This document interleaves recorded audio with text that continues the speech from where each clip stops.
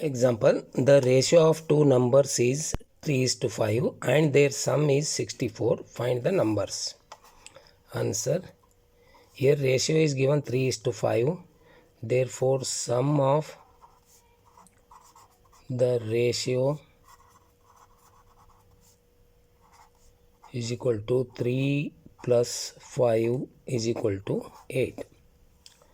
Now, first number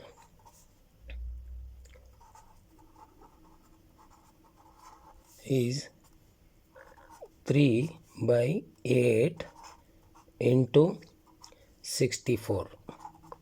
8 1 is 8, 8 8 is 64, 8 3 is 24 is the one number. Second number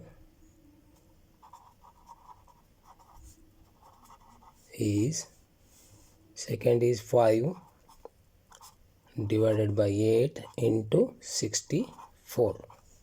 8 1 is 8, 8 is 64, 8 5 is 40 is the second number, and their sum is 24 plus 40 equal to 64.